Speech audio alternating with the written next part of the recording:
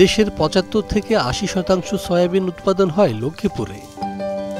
প্রত্যাশার চেয়ে বেশি আবাদ হওয়ায় এই জেলা খ্যাতি অর্জন করেছে সয়াবিনের রাজধানী বা সয়াল্যান্ড হিসেবে।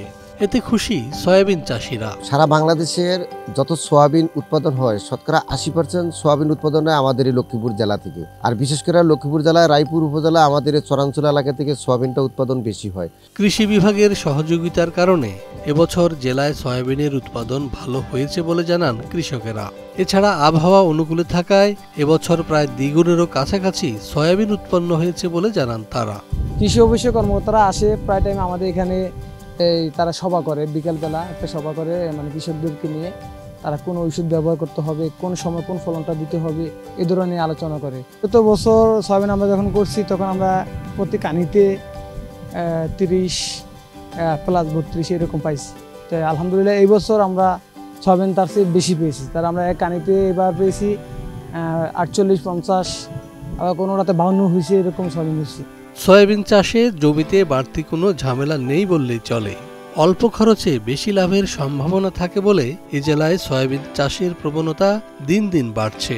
আলহামদুলিল্লাহ ফলন ভালো হয়েছে। ফলন ভালো হওয়ার কারণে আমরা সয়াবিনের দরও পাইছি। সয়াবিন উৎপাদনের পাশাপাশি এখানে সয়াবিনজাত পণ্যের কারখানা গড়ে তুললে এলাকার যুব সমাজের বেকারত্ব দূরীভূত হবে বলে জানান স্থানীয়রা। এইখানে যদি এই সোয়াবিনকে কেন্দ্র করে যদি একটি শিল্প কলকারখানা হয় তাইলে আসলে এই এলাকার বেকারত্বটা অনেকটা দূরত্ব হইব। এই যে এই সোয়াবিনটা উৎপাদিত সোয়াবিনটার মানটা আরো বেড়ে যাবে। চলতি বছর লক্ষ্মীপুরে ৪১,৬০০ হেক্টর জমিতে সয়াবিনের আবাদ হয়েছে। গত মৌসুমে আবাদ হয়েছে ৩৮,০০০ হেক্টর জমিতে। আবাদকৃত জমির মধ্যে জেলার রামগতিতে সবচেয়ে বেশি সয়াবিনের চাষাবাদ করা হয়। এই উপজেলাতে এবার সয়াবিনের চাষ হয়েছে ১৬,৫০০ হেক্টর জমিতে। এর পরের অবস্থান কমলনগর। এই উপজেলাতে আবাদ হয়েছে ১২,৫০০ হেক্টর জমিতে।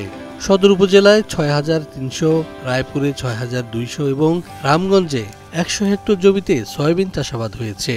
তবে ফলন ভালো হলেও বাজার দর কম বলে জানান এই কৃষক। ফলন একটু ভালো, কিন্তু ফলন ভালো হলে কি হবে, গত বছরের মতোই আর কি, একই দাম, ন্যায্য মূল্য পাওয়া যাচ্ছে না আর কি। সয়াবিনকে শিল্প হিসেবে ঘোষণা করলে এ থেকে সুফল মিলবে বলে মনে করেন এই কৃষি কর্মকর্তা। আমাদের আশাবাদ ভবিষ্যতে আমরা সয়াবিন নিয়ে যদি আমরা শিল্প কারখানা বা শিল্প ক্ষেত্রে যদি ব্যবহার করার সুযোগ থাকে তাহলে হয়তো আমাদের আমদানি নির্ভরটা কমে আসবে, সরকারের একটা অর্থ সাশ্রয় হবে। পাশাপাশি আমাদের বিভিন্ন প্রসেসিং ফুড আছে, আমাদের সয়া ফুড, আমাদের বিভিন্ন বিস্কুট, এগুলো তৈরি হয়। তো এখানে যদি আমরা ব্যবহার করতে পারি, যদি আমরা আশাবাদ আছে, আমরা হয়তো ভবিষ্যতে নিয়ে চিন্তা ভাবনা করবো, আমরা কথা বলবো তার সঙ্গে, স্টেক হোল্ডারের সঙ্গে। যদি করা যায় তাহলে আমাদের দেশে যদি উৎপন্ন হয় তাহলে আমরা হয়তো আমাদের সাশ্রয়ী মূল্যে এটা পেতে পারবো, এবং এটা কিন্তু পুষ্টিকর।